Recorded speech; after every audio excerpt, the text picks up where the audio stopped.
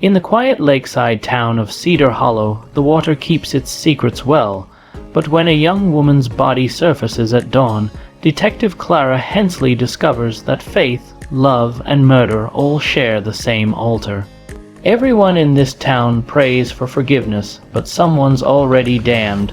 The call came in at 5:47 a.m.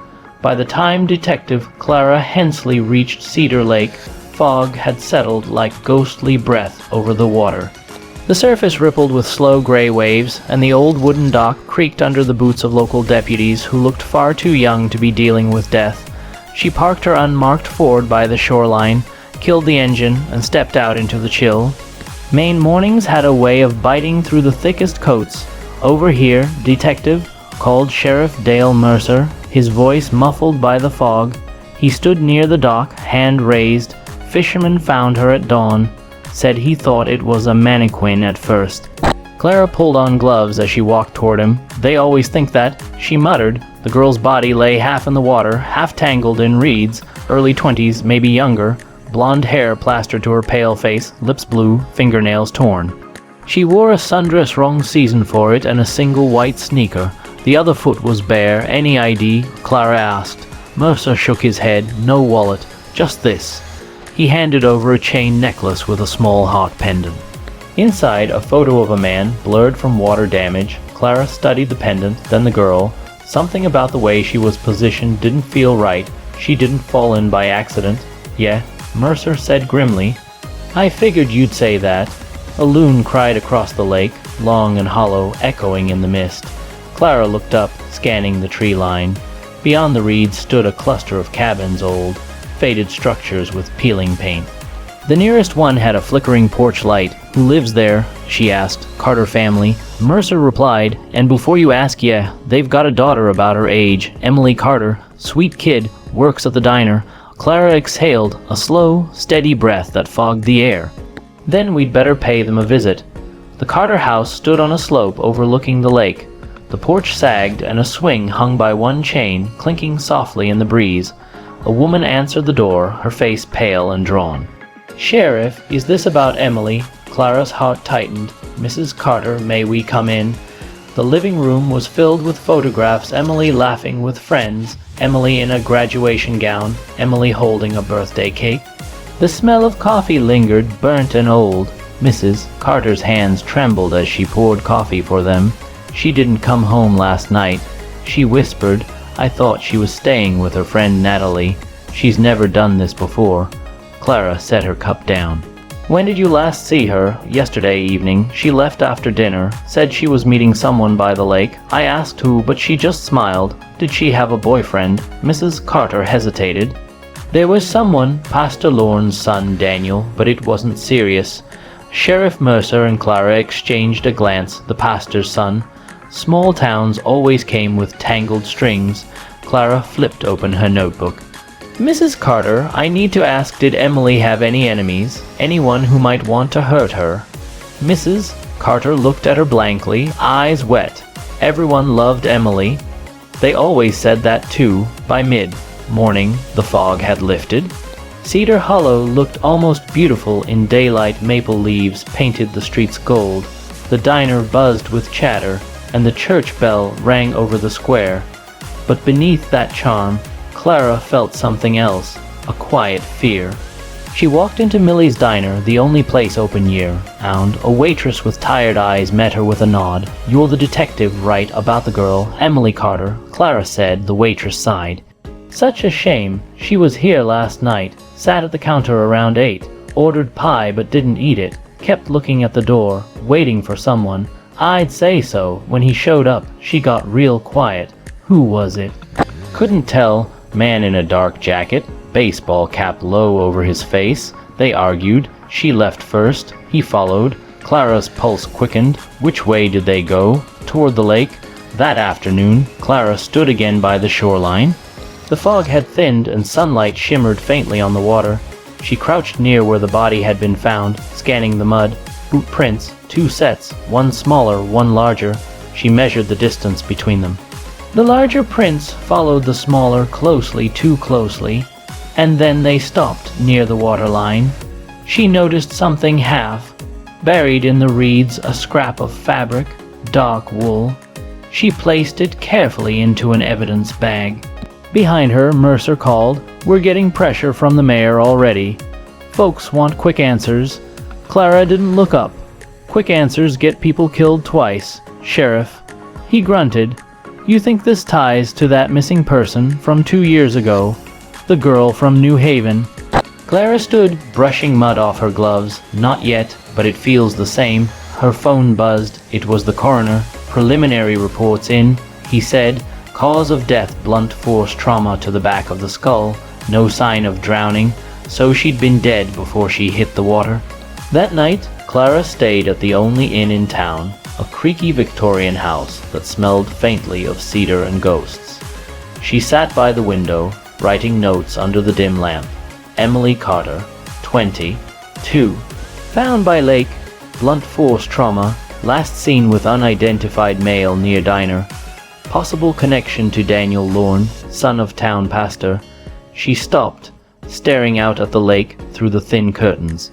The water shimmered like liquid glass under the moonlight. Somewhere out there, someone was watching. She could feel it. A knock came at her door. It was Sheriff Mercer, holding a small envelope. "We found this in Emily's purse. It washed up near the dock."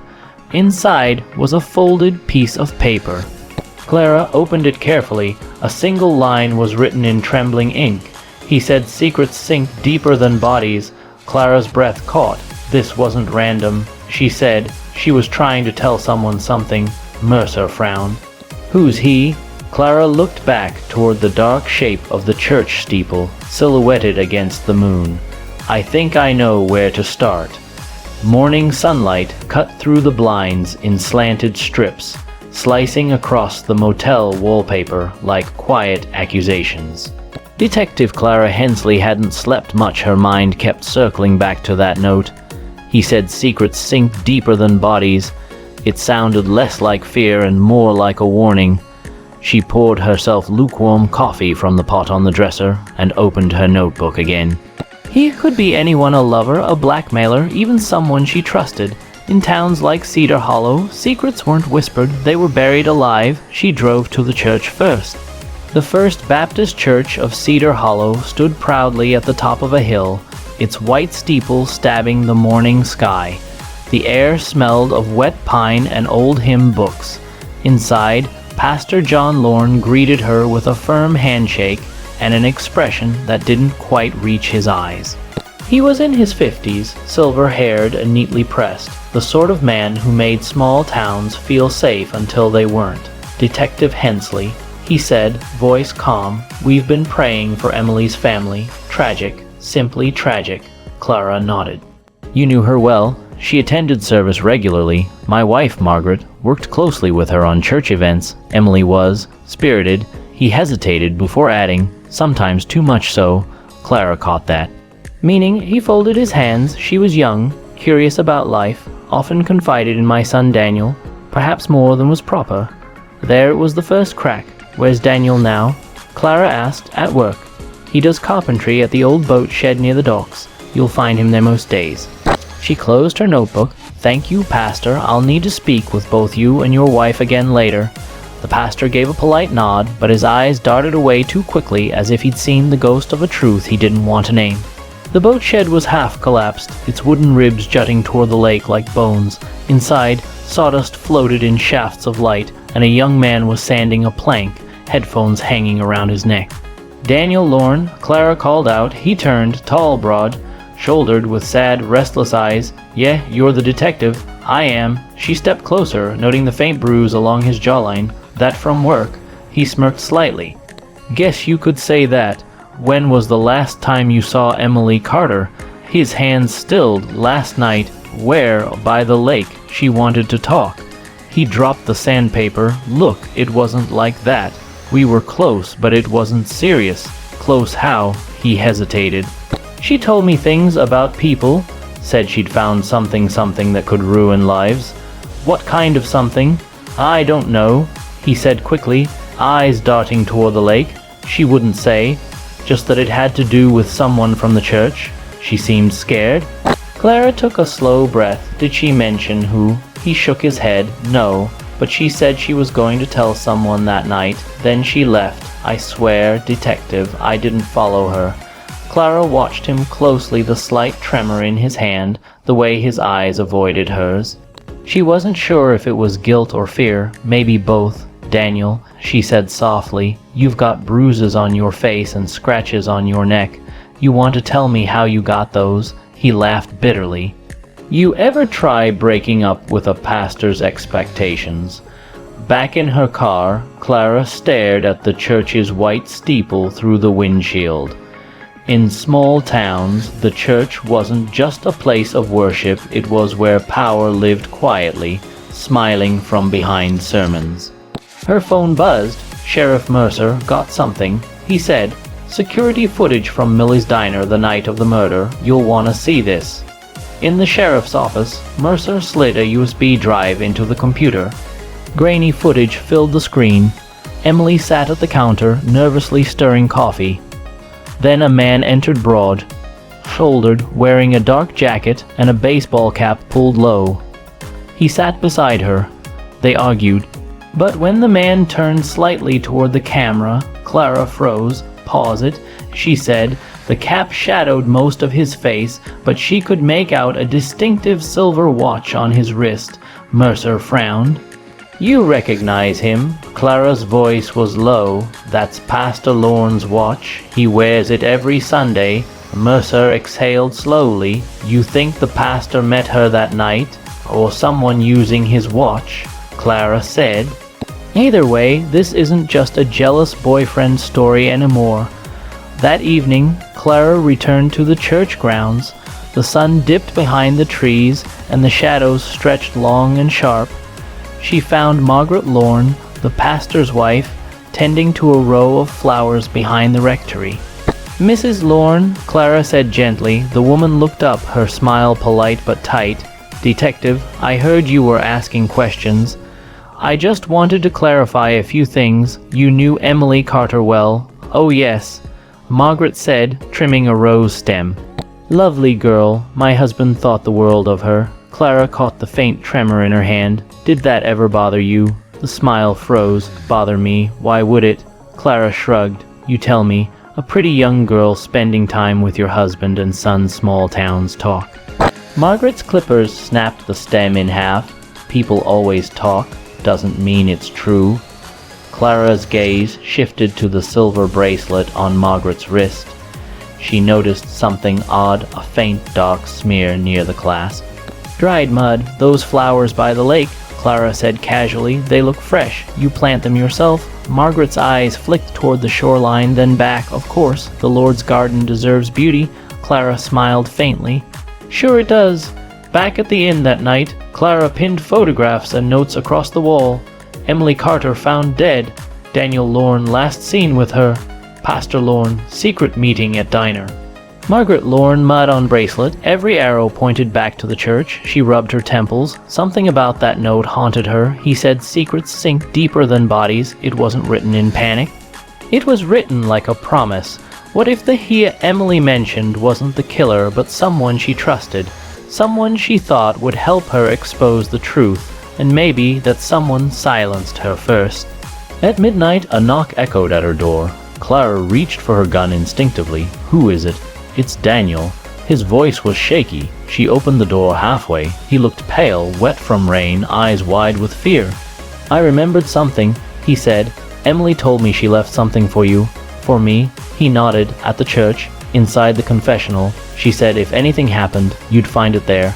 Clara grabbed her coat. Show me. The church was dark except for a single candle flickering near the altar. Rain hammered the stained glass windows, streaking colors down the pews like tears. Clara's boots echoed on the floorboards as she approached the confessional. The door creaked open, the smell of cedar and candle waxed heavy in the air. Inside, beneath the kneeling cushion, was a small wooden box. She opened it slowly. Inside lay a flash drive wrapped in a ribbon and a scrap of paper that read, "If you're reading this," he found out. Clara's stomach turned. Mercer's gonna need this analyzed. But before she could stand, a faint sound made her freeze footsteps in the dark aisle. Daniel, she whispered, no answer. She reached for her weapon, heart pounding. A shadow moved past the pews, then silence. When she stepped outside, the rain had stopped, but Daniel was gone. Only his footprints remained leading toward the woods by the lake. And in the reflection of the church's window, Clara thought she saw another figure watching from the trees still, silent, patient. Someone who knew she was getting close. Rain returned by dawn. It came in thin, slanting sheets, turning the dirt roads of Cedar Hollow into ribbons of mud. Detective Clara Hensley hadn't slept.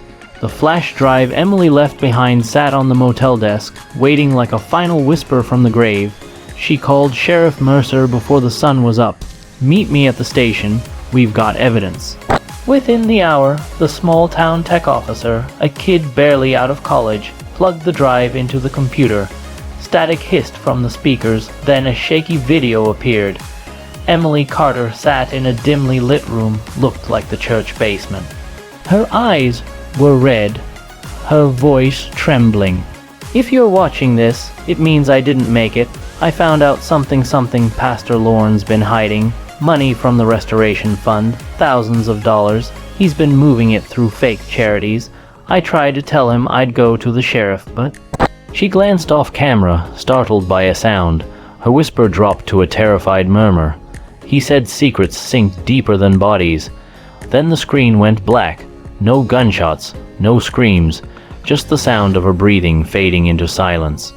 Mercer swore under his breath, so the pastor killed her. Clara shook her head slowly. Not yet. Look at her eyes. She wasn't looking at him. Someone else was there. Who? She leaned closer to the screen, pausing on a reflection in the window behind Emily. A faint blur, a figure not the pastor's tall frame, but shorter, stockier, a woman, Margaret. Clara said, his wife. By mid-morning, word spread faster than facts. Cedar Hollow buzzed like a hive on fire. Whispers of the killer preacher filled the diner, the post office, the church steps. Clara and Mercer drove to the parsonage in silence. The rain had stopped, leaving behind the smell of wet cedar and guilt. Margaret Lorne opened the door before they knocked, dressed neatly, face pale but calm, too calm. Detective, she said softly, I was expecting you. Clara studied her eyes. Then you know why we're here. Margaret nodded, stepping aside. Come in, I'd rather not make a scene. The house felt heavy, like it had been holding its breath for years. Bible verses framed on the walls, photos of the Lorness smiling at potlucks, choir rehearsals, weddings. Every picture a mask. Pastor Lorne sat in an armchair, staring blankly at the floor, a man hollowed out from the inside. Pastor, Clara said evenly, we have a video. Emily recorded herself before she died. She accused you of embezzlement. His head rose slowly. That's impossible. Then explain the money, Clara said. She had records, bank transfers, receipts. She knew everything. He looked toward his wife. Margaret's hands were clasped tightly in her lap. John, she whispered, don't what? Clara pressed. Tell the truth. Margaret's voice sharpened. The truth will destroy us. Clara turned to her. You already did that, Mrs. Lorne. Emily trusted your husband, maybe even pitied him. But she didn't know about you, did she? Margaret's lips trembled. You think I killed her? I think she found out about the money, and maybe she came to you first. Maybe she thought you'd help her stop him, but you couldn't let her expose the church, the scandal, the shame. It would have ruined everything you built. Margaret's composure cracked. You don't understand what it's like. This town, they worship him. I gave my life to this church, to him. I couldn't let her take it all away. Her voice rose, desperate and raw. She said she'd tell the sheriff, said she had proof. I just wanted to scare her, I never meant. Clara's tone softened. You hit her. Margaret's eyes filled. She fell. She hit her head on the dock. I tried to pull her out, but she was already gone. I thought, she sobbed, shaking. I thought God would forgive me if I buried it. Pastor Lorne's face twisted in horror. Margaret, my God. Mercer stepped forward, voice steady. Mrs. Lorne, I'm placing you under arrest for the murder of Emily Carter. She didn't fight. Didn't plead, just whispered, "Tell Emily's mother I'm sorry." As Mercer Rader writes, she lifted her eyes toward the wooden cross hanging on the wall. For a fleeting second, Clara thought she saw peace or madness flicker there. Outside, the rain had finally stopped. The air felt washed clean, though nothing in Cedar Hollow would ever be clean again. Clara watched as Margaret was placed in the back of the cruiser. Pastor Lorne stood on the porch, broken and silent. When the car pulled away, he turned to Clara. "I would have confessed. I just needed time." Clara met his gaze. She didn't give Emily that luxury. He looked down, tears streaking his face. "You don't understand what love does when it's twisted." Clara said nothing. She did understand more than he knew. That evening, Clara walked to the lake. The water was still, silver under the fading light. She stood where Emily had been found, the reeds whispering in the breeze. The small town quiet had returned, deceptive, fragile. Somewhere in the distance, a church bell tolled. She thought about the flash drive, about Emily's trembling voice, about Margaret's shaking hands, about how love, fear, and faith could tangle into something deadly. Her reflection shimmered on the surface of Cedar Lake, rippling softly.